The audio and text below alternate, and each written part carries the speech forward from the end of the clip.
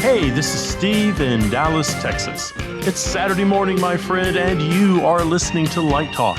Good morning. This is Zach coming to you from Washington, D.C. And today we will be discussing, can projections replace conventional stage lighting? Ooh. Student debt, priorities when you're running out of time, show control, and overbooking yourself, all on Light Talk. And this is David coming to you from high up, very high up in the Rocky Mountains of Colorado. And if you don't already know, you are listening to Light Talk, and we are the Lumen Brothers. Wee! That's a double wee. Okay. Steve and I are waving up into the clouds to you. Oh, yeah, I'm way high up there. I'm like at 8,800 feet. Actually, I'm about 9,000 feet because I'm even higher than most people. Are lumens measured differently when you're at that high in altitude? Yes, they move faster, and they're much more intense because there's less atmosphere. Very nice. Just something that I just made that up. All I can tell you is that the stars are a lot brighter up here. So that's my... Oh, now hang on. You don't say that to a Texan. The stars shine bright deep in the heart of Texas. That's right. I forgot about the Texan thing. Yeah. And in fact, in about 3 weeks, I'm off to the Panhandle to a dark zone, a dark sky zone, to sit up there all night, listen to the park ranger, sleep out, and look at the sky without any city lights anywhere around me. Hey, Steve, could you do me a favor when you're in the Panhandle? Look for a little town called Dexter, Texas. I visited that once as like an 18-year-old, and there were 3 buildings. And that was it. I was just curious if it's still there. They might have 4 by now. I don't know. Why are you maligning I'm not Dexter, maligning Texas? it. I mean, it was a really cool thing because we were in my friend Art Sandoval's Volkswagen that had a leaky frunk, right? And it was about 20 below zero, middle of the night, wind blowing in on us, and we're running out of gas. And, we're looking at the map. Remember the old maps back then? We're looking at the map, and they said, there's no town here. We're going to be stuck, and we're going to freeze to death. And we see this little light in the distance, and it's Dexter, Texas. And we pulled over, and there was this old man there. He comes out in shirt sleeves, says, "Hey, boys, what's going on?" And I said, "Well, we're looking for some gas." He goes, "Well, you're at a gas station." So he starts pumping gas. He goes, "Do you guys know how cold it is?" I said, "I don't know. Back in Amarillo, it was like 0. And he says, "Well, it must be 10 below here." He says, "I better go put on a sweater." And then he cooked us breakfast, which was the most disgusting thing I've ever seen in my life. But we went on our way, and it was wonderful. So he said it wasn't on the map, and his job was to put Dexter on the map. And I just want to know if Dexter is still around. That's all.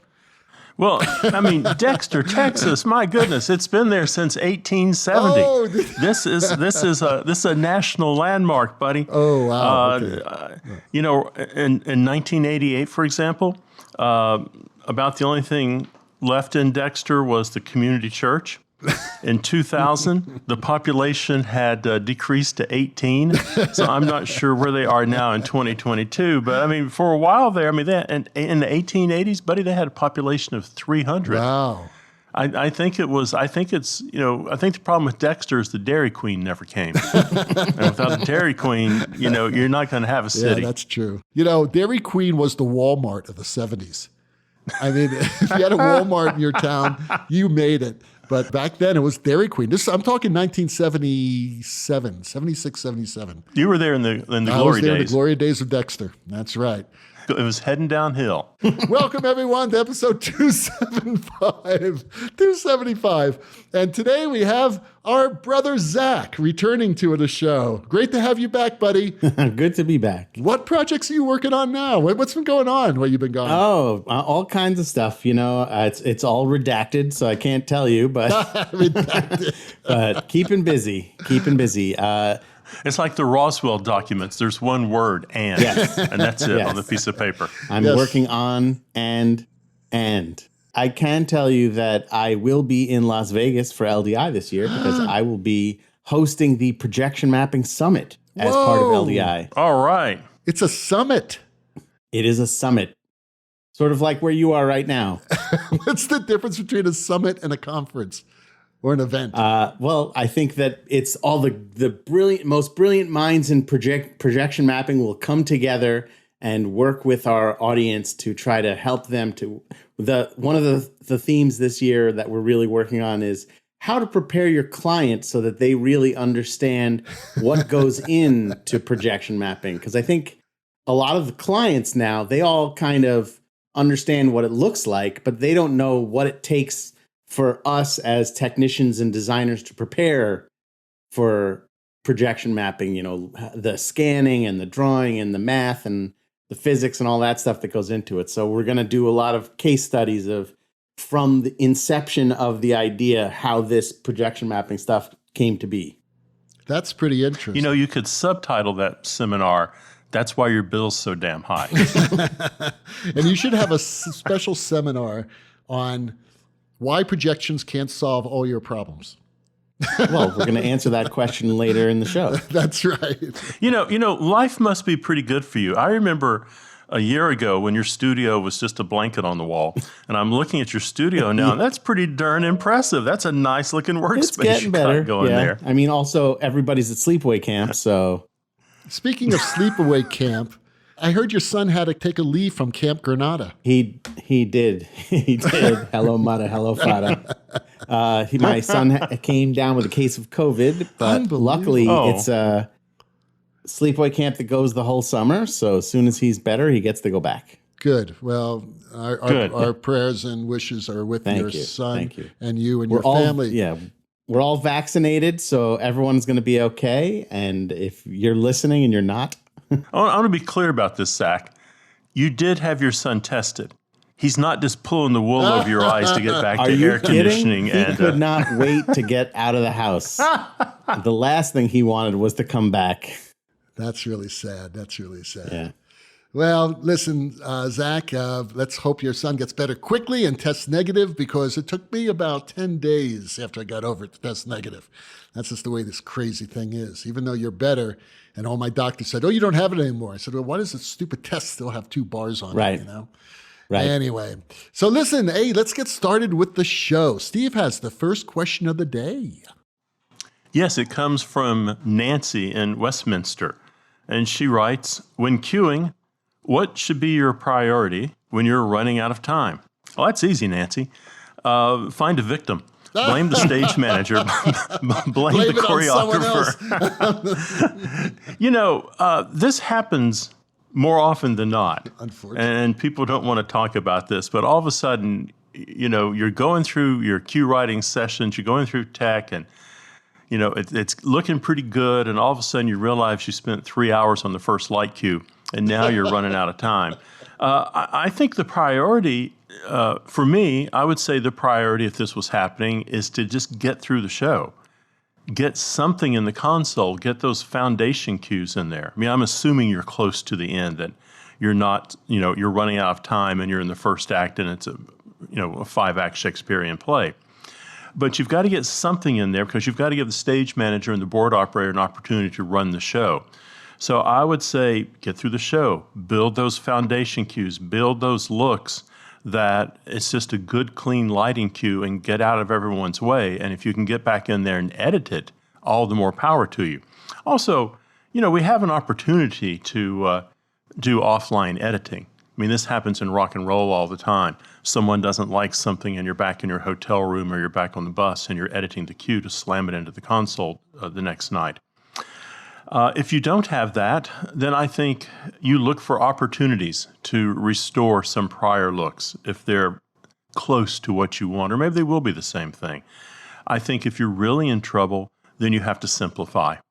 If you're 30 pages from the ending and dress is the next day, you really need to simplify and then come back in there at dress very aggressively and start lighting over the rehearsal without blacking people out. I don't know, David, you work around the world. This all the time. What happens when you're running out of time? I write cues and I run out of time. I think what Steve, what you said, buddy, is absolutely true. I mean, get the stuff in the board, get the show in the board. And, I have this thing all the time with my students when they come in, they give me a cue list before tech, and there are like 400 cues on it. And I said, okay. I said, you've got 8 hours to light the show. I can't create 400 cues in 8 hours. There's no way.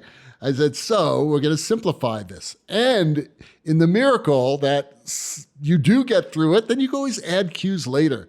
But I always like exactly what Steve said, get those basic foundation cues in, get the basic atmosphere in, and then come back, right? Because like Steve said, it's, you got to give the stage manager and you got to give the actors light and you got to give the director a chance to see the actors during these rehearsals. I do this a lot in Central City, as a matter of fact, because there's very little time to light up here. So I've lit the second show that opens on Saturday all over at rehearsal. I've had 0 lighting time. That's just the way it is here. There's no time. So no, I don't like working like that. But sometimes you do have to work that way, especially early in your career. I'm much too advanced in my career to continue working like that, which is one of the reasons why I'm leaving here. So I just think that it's really important that you get all the lights up cues, all the atmosphere cues, and all the blackouts in there, or all the transition cues. That's one of the first things I do. If there are transitions in the show that have a certain look to it, I'll say, okay, this is the look. I'll build it. And I'll say, okay, record this for Q5. Make it, and all these should be block cues, by the way. Q5, Q23, record Q32, record Q67, record Q71. Then I do blackouts the same exact way, and I make them all block cues. And then you've got, believe it or not, the basic framework of the show there.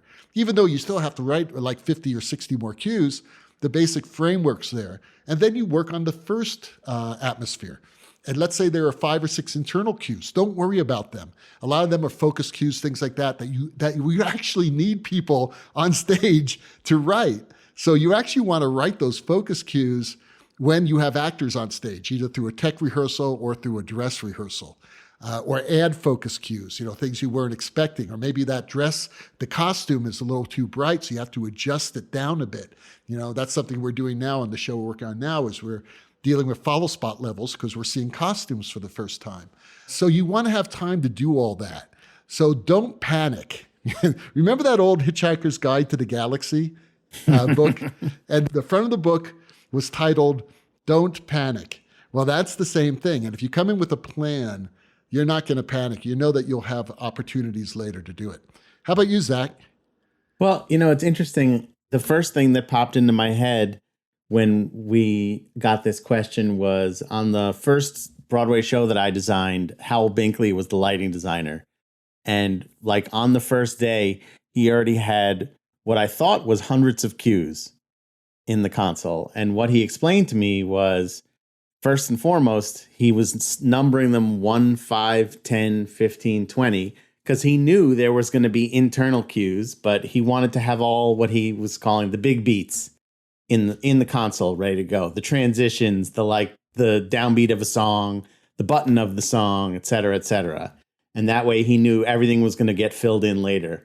So thinking ahead like that, I think, is a way that you can start to prepare and prioritize so that, if you run out of time, I think the director would be happier if you had the button of the song programmed in the console than a couple of intricate moves in the middle of the song.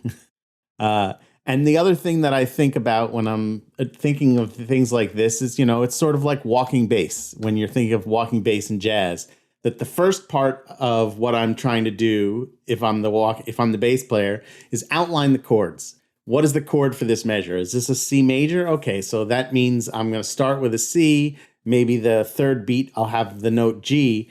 And then later on, I can think in my head, how will I get from that note to the next note? As long as I'm first outlining the chords so everybody else knows what I'm doing. And again, it's that same idea of finding the big moments, making sure you have something in the console for the big moments. And then if you have time, you go back and you can put in the filigree. Because I think, in terms of storytelling, hitting those big moments is going to end up being the more important thing than the filigree, basically. And I think if you forget the big moments and focus on the filigree, then you're not helping tell the story.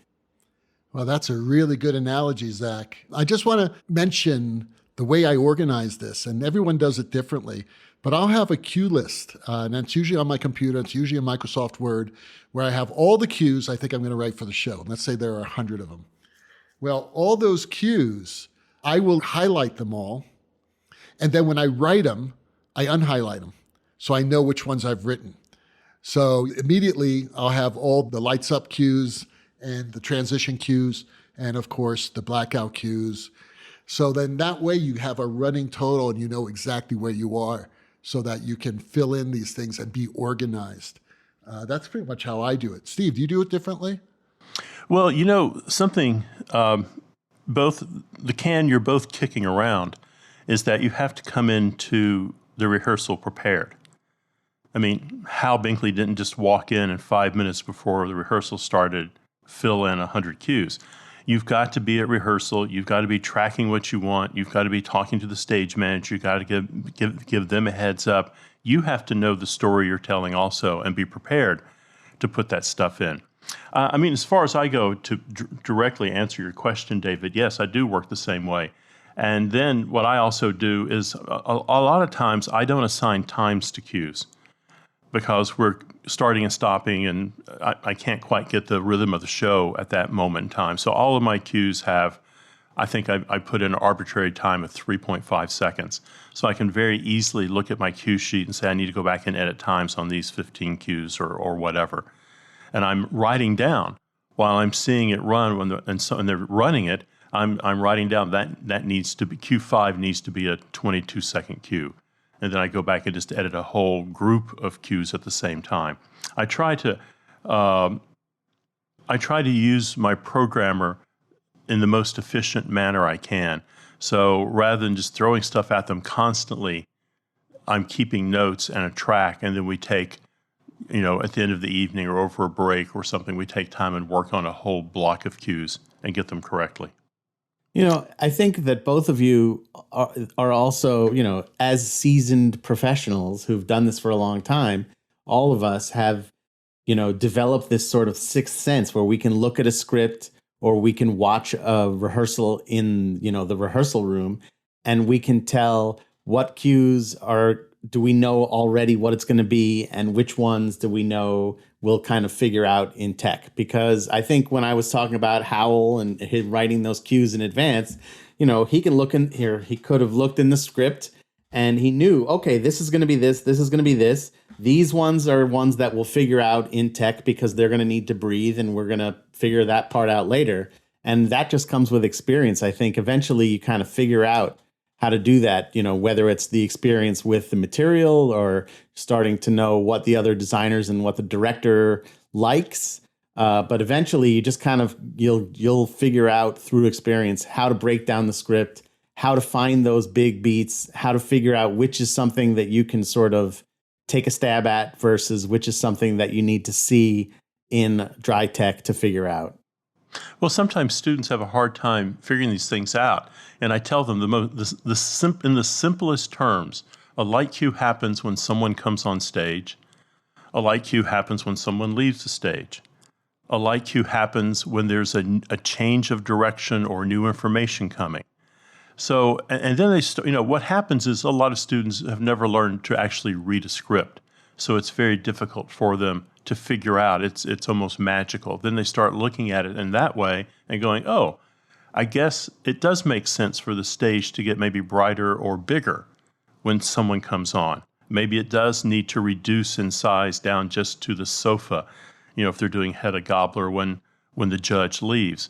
So they start looking at it very differently, and it's there's no magic there. It's pretty easy to figure out. But you got a point. It does come with a little bit of experience. Well, I think what comes with experience is, like David was talking earlier about the old days when we had handheld maps when we were driving around. You learn to look at a script like a map. It's like, okay, we're going to go this direction, and then here we're going to turn left. And so when we turn left, we're going to need a light. And then when we make the next turn to the right, we're probably going to need a light. So it's like figuring out how we break down the script almost like it's just a map, and where are these moments where there's a significant enough change in the storytelling or the action that would require a visual change. Well, Molly from London asks, what do you do when you have booked 2 shows whose production weeks overlap? Celebrate that you have work. Panic. Oh, wait, don't panic. Right. I forgot about that. Wow. Well, first of all, you shouldn't have booked two shows whose production weeks overlap unless you're someone like Ken Billington or Hal Binkley or someone of that scale where you have really good associates who could cover your butt. If you are mid-level or earlier, you may get yourself in a lot of trouble. Yes, you could fly back and forth and have an associate there. Don't do this with an assistant, by the way. Make sure you have an associate. Yes, you could do that, but remember, where are you in your career? If you're just breaking in, I don't know any director who would appreciate you leaving for three days in the middle of that production week. So, you got to be real careful here. What do? You better have some good associates. I don't know. What do you guys think? Oh, the stories that I'm not allowed to tell. Yes. Why can't you tell them? Just don't mention names, Zach. We're okay. No. Steve, what were you going to say? I picked up a job that way. I got a call from a Lort Theater, and they said, "Can you be here tomorrow to light the show?" And I thought, man, what's going on here? And I showed up, and as the week progressed, the director said we hired a fairly important designer, and this designer could not come because he or she had double booked themselves, and they sent their assistant, whom I'm sure is quite good. I don't think it has anything to do with, but here comes the assistant in, and the artistic director said, it kind of made me mad because I didn't hire the assistant, I hired the principal designer. So they just released them from the contract. Yep. That could happen. I mean, there's several ways to look at this. I mean, first and foremost, I think that if we look at this through a post-pandemic eye, that with the vast number of shows that were postponed and canceled and rescheduled, that there are lots of designers who were attached to several shows that they didn't have a choice, that they ended up both happening at the same time. And then at the same time, even before the pandemic, but as a result of the pandemic, I think you have younger designers who were so scared and lost so much money during the pandemic that they feel like they have to take on every project they're offered, regardless of if the schedule lines up nicely or not. And I'm not saying that either of those situations are appropriate or even good or healthy, but I think that the first thing you need to do if you find yourself somehow in this situation is manage the expectations of the people who are employing you and that you're working for. So if somehow I ended up with two shows going on at the same time, I would have a conversation with each of the directors and say, this has happened. I'm using this scenario of the pandemic. So somehow this has happened. How can I help you to feel comfortable and feel like you're getting the Zach Borove experience in design?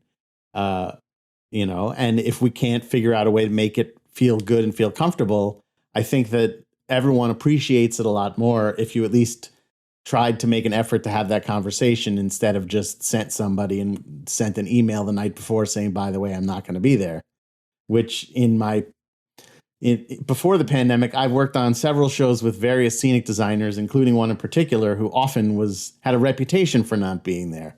Like he was the king of double booking and triple booking. And some people thought it was cool. They're like, this guy is doing every show. How awesome is that? But for the rest of us as collaborators, we were like, how are we supposed to work with this person who's not here? How are we supposed to, what if we want to make a change? What do we do? Do we have to photograph it and send it to him? So I think out of respect to your collaborators, as soon as you find out that you're in a situation where you have two things at once, you talk to everybody right away. You figure out, how can we make this work, or can we make this work?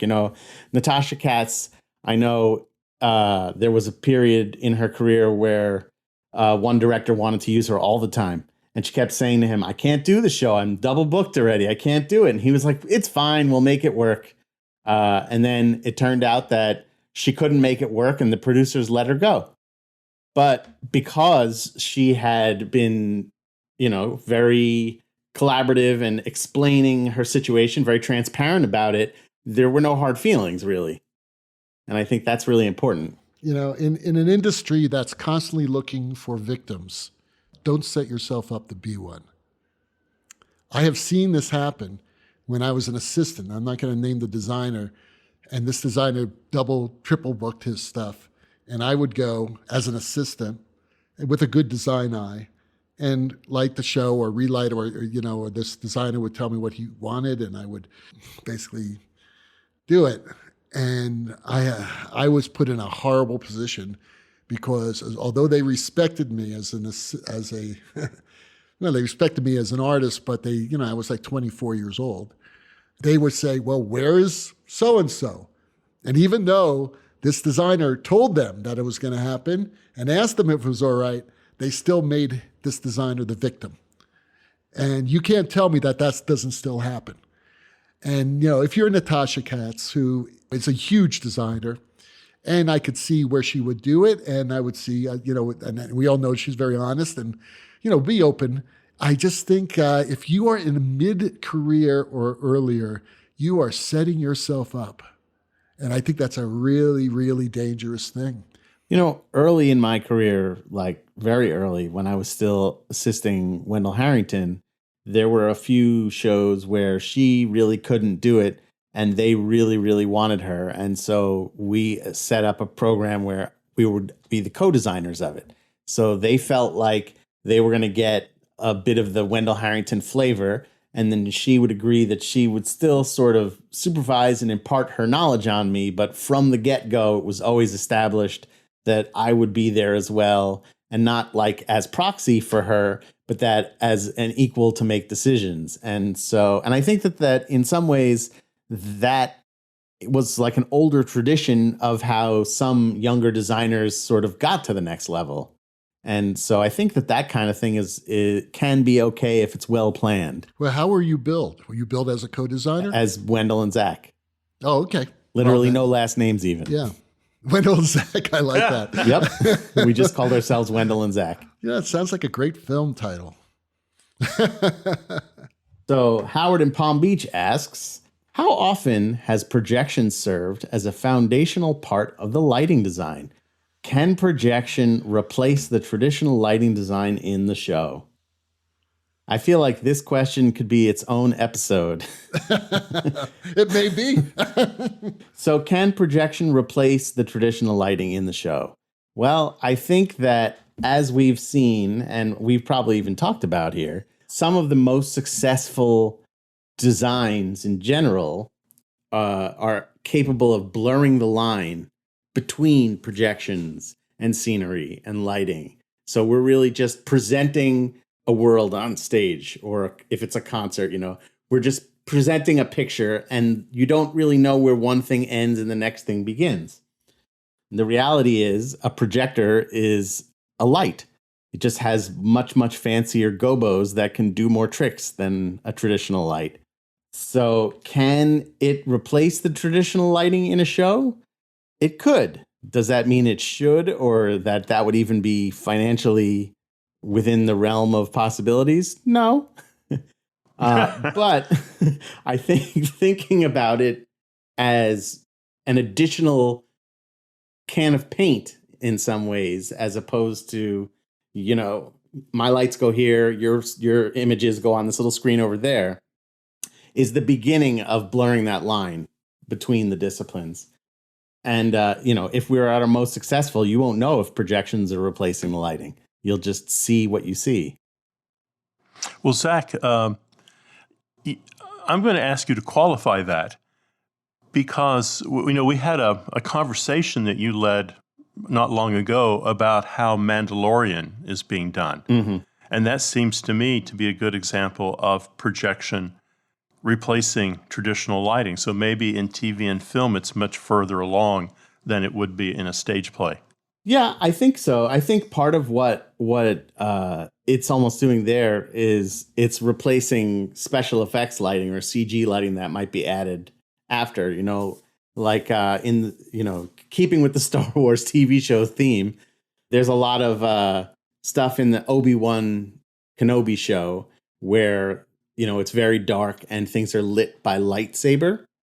And they used, when I say practical lightsabers, I don't mean actual laser swords. I mean a stick that lit up in the color of the lightsaber so that when they would film, Obi-Wan Kenobi's face, they would see the blue, and you would see the reflection of the lightsaber in his eyeball. And, these are all things that could have been done in CG, but it turned out to be easier to do it that way.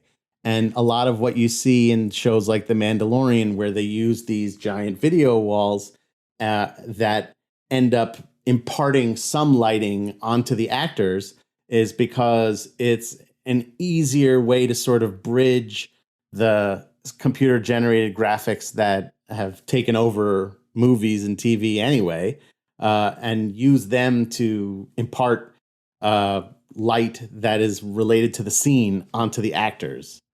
There's still some traditional lighting too, because there's what we expect as a viewer. Like, we need to see, what George Wolfe once said, if I don't see their mouths, I can't tell if they're happy, or something like that. So we still need some of that in our traditional storytelling. But I think that the idea of using video, because it goes back to like an old Hitchcock movie where, they're sitting in a car and there's a projection of the road driving by. And then, the lights appear to sort of be moving in the shadows on the actors' faces, but it's coming from this projection instead of from, a light. But at the same time, projectors can only be so bright. There's certain things that they just can't do that lighting can, and that there's certain things where, like, would it make sense for me to spend $150,000 to buy a projector or to buy an entire lighting rig? One of my first jobs when I worked in film was to stand beside the car. It was a night scene. So I stood beside the car. I had a small par can in my hands, and I slowly spun in place. I slowly turned in space. And sometimes the director would go, faster, more cars. Slow down, more darkness. Yeah. So in that way, the projections have made things easier and, maybe eliminated a few jobs. But I still think that in terms of our storytelling, we're working together. Yeah, that's where we are now. But, it's interesting. The other night after rehearsal, Justin and I were having drinks at the local tavern, and we were talking about this very thing. And Justin's in his 20s, he's a young designer, and I asked him, how do you feel? What do you think the future is of lighting? Will projections take over? And this is before I ever even saw this question. It was just, we were nerding out. And he believes that projections eventually will be taking over, and I agree with him. And all you have to do is look back about 25 years ago at the Icon M, which was a fixture developed that was basically a projector on a yoke, and I'm not talking about the catalyst system. I'm talking about an actual moving light that had a Texas Instrument DLP chip in it, where you can actually create your own patterns. And those were projectors. I mean, technically, a Leica is a projector. It just depends on how elaborate the video is going to be.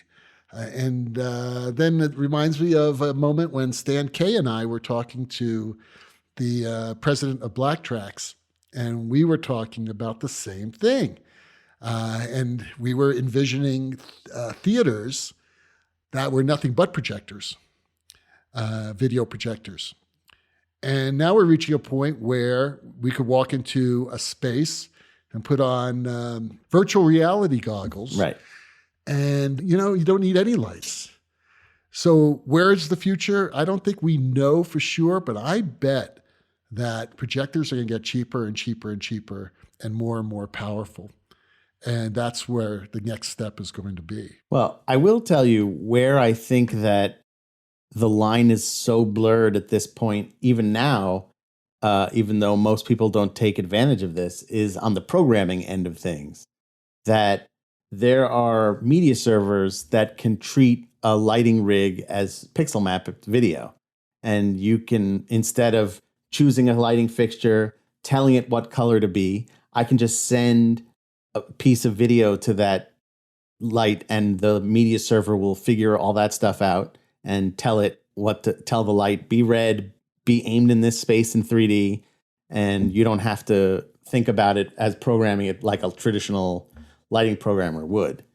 And I think that end of things is already in a place where video can be the lighting content, but we haven't gotten there fully. And I think one of the things that holds us back is the idea of color, and that as lighting designers, you expect when you call for a certain color that it's going to look a certain way, and that with video, it's not always as true and not always as accurate. And there's a lot more calibration that goes into making the color look the certain way that you want it to look.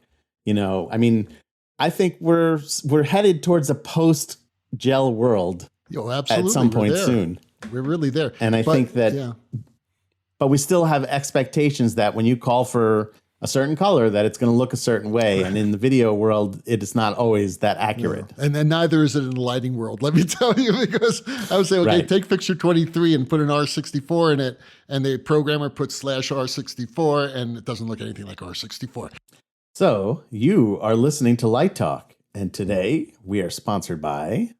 Hey, it's July, and that means it's just 6 shopping months to Christmas. Avoid the last-minute rush and give our good friends at the Cheeky Rigger of Sheffield a call today. Do you want to make a big, bold statement when you enter the room?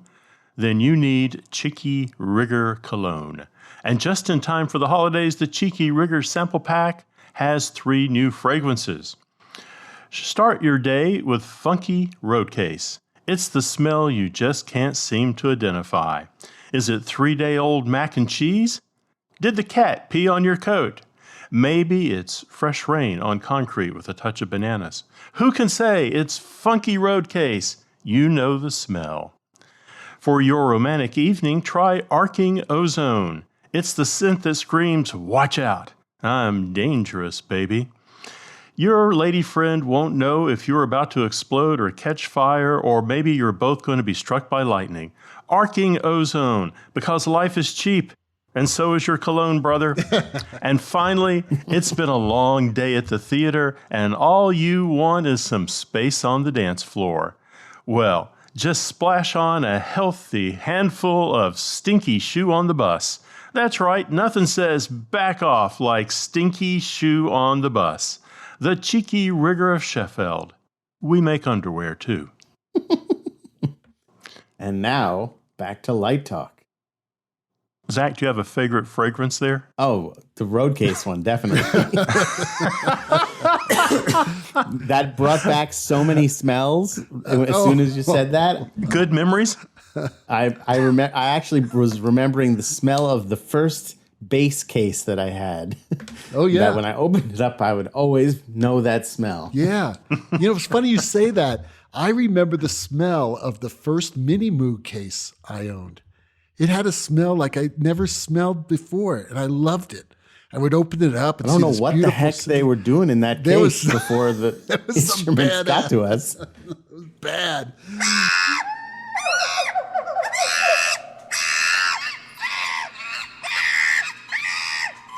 Well, the sound of those brain-damaged monkeys means that once again it's time for Let's Talk About. And today's Let's Talk About is all about show control. Ooh. What the hell is show control, Zach? Why don't you explain it to our listeners who may not know what show control means? Yeah. Ultimately, show control is a system that tells other systems what to do.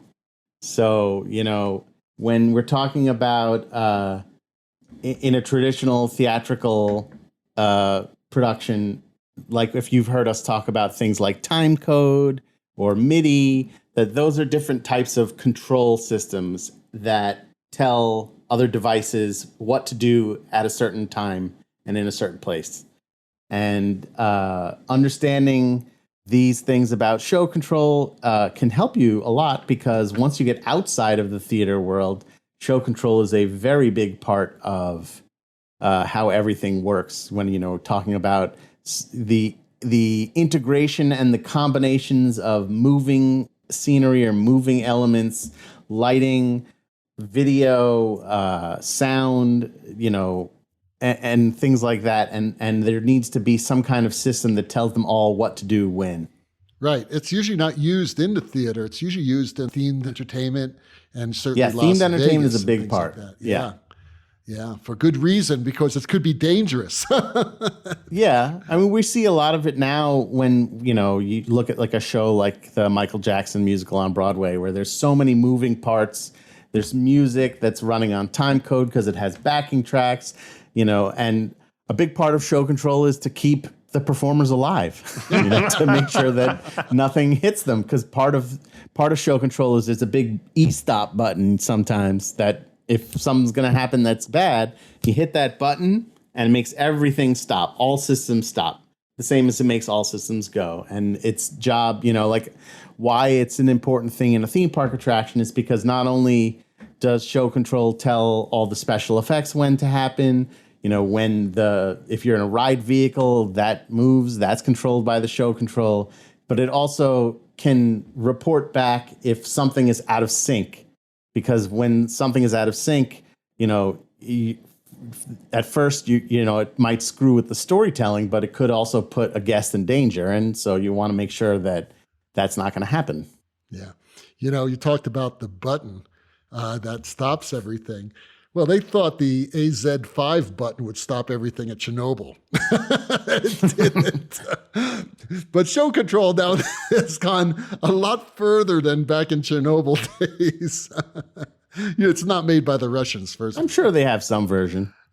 There was probably a sponsor ad from a Russian show control company at one point. Called AZ5? We don't use or this if button. there isn't, there will be soon. I can see the gears turning in Steve's head. No, I was just thinking about show control, and I'm thinking about Cirque in the early days. Yes. And the show control was the stage manager going, "You don't go there. Or else you'll die. You Absolutely. don't walk stage left right now. You never go across that catwalk." Well, I mean, that's how we used to do it, and still do it actually in the theater. They can't, we can't afford show control in these theaters, and a lot of professional theaters. But sometimes it's the only way to make it truly safe. I mean, using Cirque as an example, one of the things that I always found fascinating in that Beatles show Love, love it. which I think that was one of their first shows that didn't have a live orchestra. Right. And so what they had to do musically was figure out different loop points where if they needed to buy time in the show for whatever reason, that they could loop the music without it sounding artificial or weird or wonky. And through the use of the show control, that when the stage manager commands for the loop to initiate, it knows to do that with the music, to do that with the scenic automation, to do that with the video. So all of those elements are controlled by one device that makes sure they all stay in sync until it gets the go command to move on to the next loop point. The technology is amazing. And for young listeners who are into, if you want to work in Vegas or in these or in themed entertainment like Disney or Six Flags, some of these larger Universal, try to get an internship in Vegas and get hooked up with people who know show control. Because if you know that, and networking, that's a whole nother thing. You'll have jobs forever in live entertainment. It's interesting because even thinking about our question earlier about projection and lighting and will one overtake the other, I think as things become more and more complex, I'm starting to see that there's almost like a need for an IT or a communications department, just as much as we have a lighting department and a sound department and a video department, to have somebody who's responsible for the networking of everything and making sure everything works and talks to each other. Right. And then I think sound would be happy to pass off the conductor cam and all that stuff to them. They're always looking at me saying, why am I in charge of this one video camera and you're in charge of all the rest of them? Well, I mean, it's like, where I working now, we don't even have headsets that work. I mean, come on, Right. Forget about networking. So, I mean, learn that stuff. if you want to work. We actually talked, I think a few months ago, there was somebody who was asking about Disney internships Right. and stuff like that. And this is a really good path into that kind of world. Over the holiday weekend, I rewatched that Imagineering story on Disney Plus, which is a really good, I think it's 4 parts, I gotta check it documentary out. about I didn't even Imagineering. know it was a thing. It's really good. And there's actually a lot of great technology stuff in the story, including the discussion of show control and how the computerized show control is a big part of what helped Disney take their attractions and rides to the next level. Like being able to control and synchronize things by having one system that sort of overlooks everything else. We were doing that when I was working for Disney, and that was a long time ago. It was much more primitive, but it was show control. Absolutely. Yeah, pretty cool. Well, Steve has our last question of the day. It comes from Rhonda in Tennessee, and she writes, "What do you think about student debt?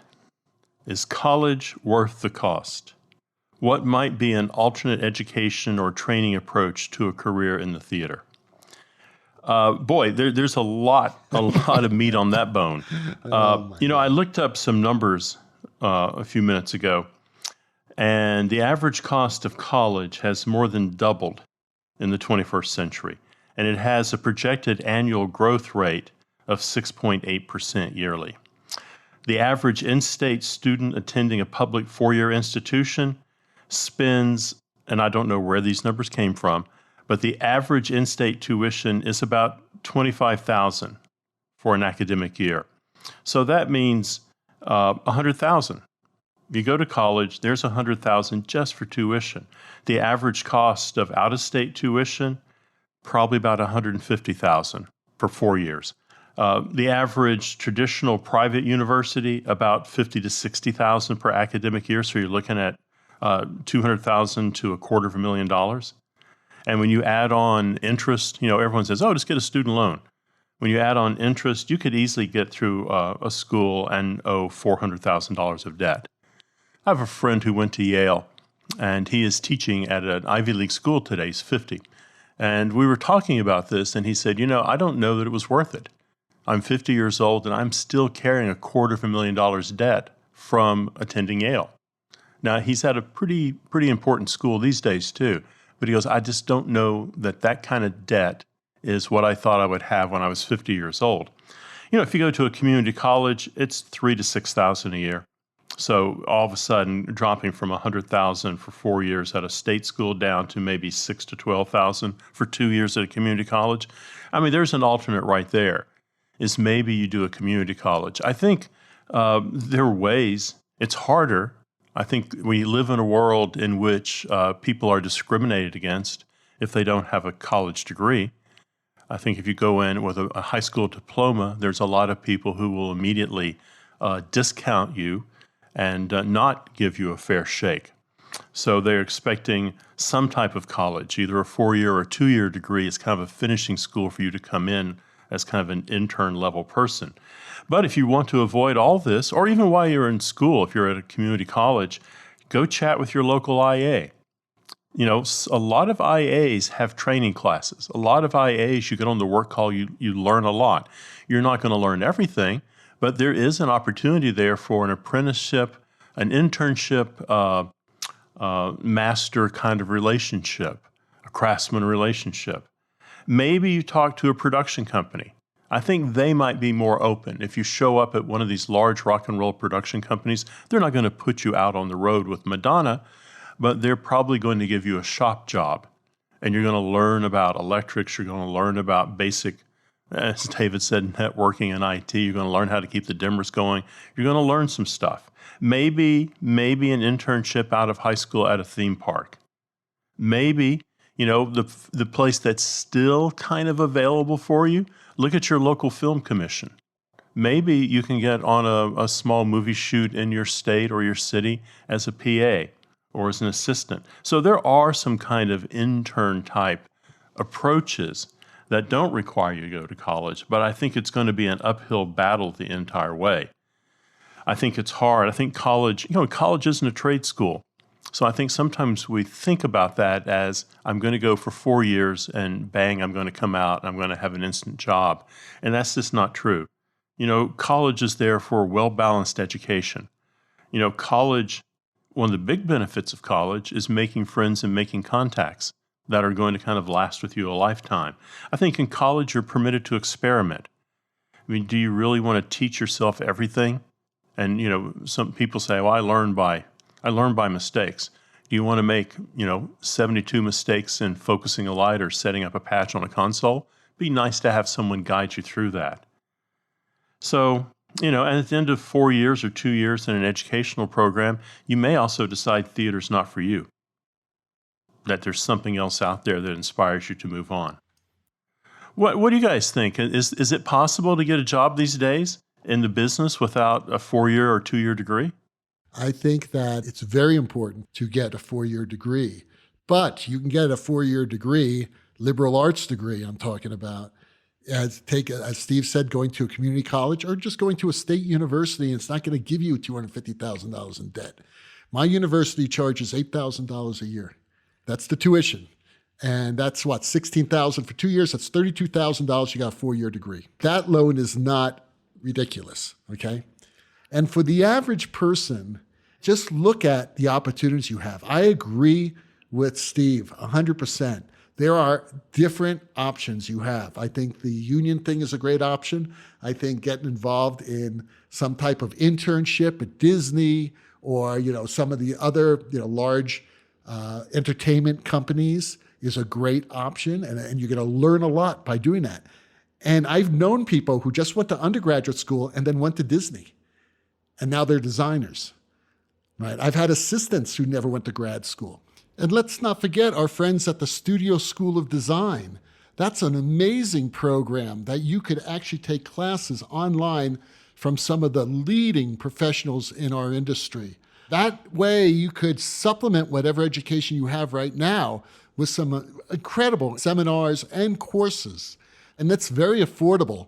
So you should check that out. I mean, it's very interesting. I think as somebody who, first and foremost, as somebody who has 2 kids that will hopefully go to college, hearing Steve's numbers, I have to pull out of the whole litigation thing because I don't think I'm going to have any retirement funds.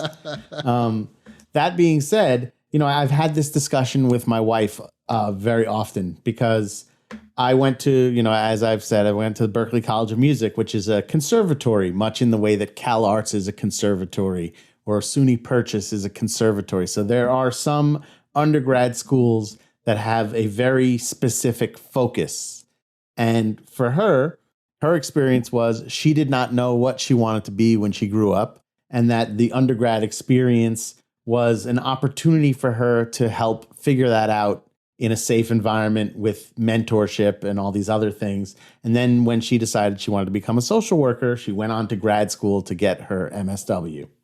And so for some people, I think that the undergrad program is exactly that. It's a place for you to figure out what you want to do and also what you don't want to do. And then there are other people where they already feel driven enough that maybe they want to look into a program that's more of a conservatory thing that's going to get right to the meat and potatoes of what you want to be when you grow up right away, as opposed to going through a 4-year program first. And I think the shanda of this, to use my Yiddish, is that when I go and I say Berklee College of Music to people, there's a certain level of expectation or acknowledgement that they're like, oh, you were serious and you got into this certain school. So they don't know if I did well or if I'm any good at bass, but there's sort of a level of expectation that if you went to this school, you must be serious about what you do. And there were plenty of guys there who also could have been living in their parents' garage, but their parents told them, you need to go to some college, and the only one that'll let you play guitar all day is Berklee College of Music. So those guys were not serious. They were just there because they had to be somewhere. And so that the shame there, the disappointment there for me is that we like, oh, you went to Yale. it means something. It might get your foot in the door, the fact that you can say that, but it doesn't necessarily mean you're any good. It just means you got in there and then you were able to accumulate a massive amount of debt. So I absolutely agree that depending on what you're looking at and what kind of level of experience you may already have and level of interest that you may already have, it might be worth even doing something like going to a community college while doing some kind of educational or, training on the side, figuring out where you want to go. One of the things that, the guidance counselors always tell the kids in high school is you can always, once you go to community college, you can usually go anywhere you want from there. And so you can get your associate's degree. You have your 2-year program. My mother was a guidance counselor, so I heard all this. But that, they always say kids go to Harvard from community college, whereas they may not have been able to get in from high school. So I think that it's good to keep a foot in the educational world.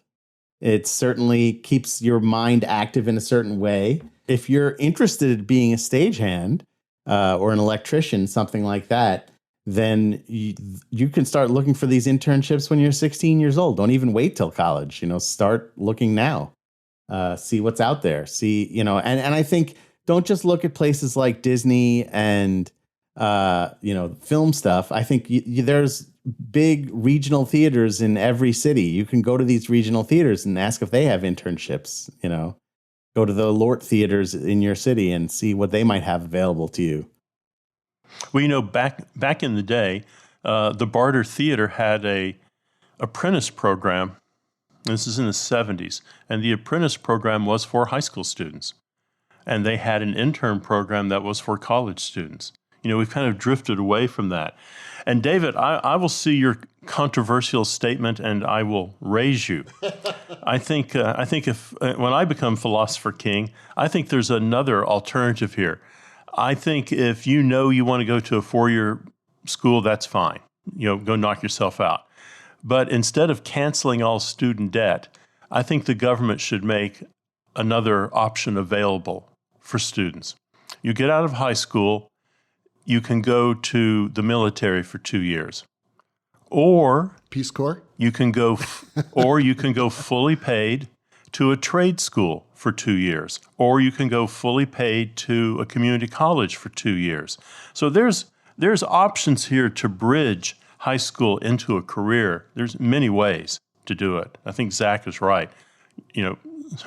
Start looking now. Go down and knock on a door. And oddly enough, a lot of people will be very flattered that you have sought them out and asked them if you can learn from them. Absolutely. And they might make an opportunity for you. Yeah. Have either of you ever worked at the theater at West Point? No. No. The cadet stage crew there are amazing. I'm sure they're very disciplined. They are, and they work in sync with each other perfectly. Oh yeah. That's why a lot of Broadway tours start at that Eisenhower Theater at West Point, because you have a great crew. Wow. I never knew that. Wow. Yeah. That's great. Just got to make sure you stay away from the war games. Well, I will say, I once did a tour. I did a tour of Les Mis that started there, and the prop guy one day outside the theater was like, "I'm going to go set off all the guns to make sure they work." And the military police were there in a flash. That's great. Well, the rocking sounds of the Luminoids tells us that once again you've spent another morning listening to Light Talk. You can hear our show on Spotify, iTunes, Google, YouTube, livedesignonline.com, Amazon Prime Music, and just about every podcast site out there. Check out our website at lighttalk.org and be sure to follow us on Facebook and subscribe to our podcast. That way you will not miss a second of Light Talk insanity. No guarantee is offered regarding the accuracy of any statements or opinions made on this podcast. However, if you do decide to litigate, the law firm of Fleck, Flock, Flair, and Glare and their paralegal Snoot will defend us until our retirement funds are depleted. Light Talk is written and produced by the Lumen Brothers, coming to you from Central City, Washington, D.C., and the Lone Star State. And be sure to join us next week when we chat about more useless things and serve up another heaping helping of our Light Talk casserole of nonsense. Light Talk, broadcasting questionable Lumen knowledge and humor around the world. So we'll see you all next Saturday morning. Bye-bye from Light Talk.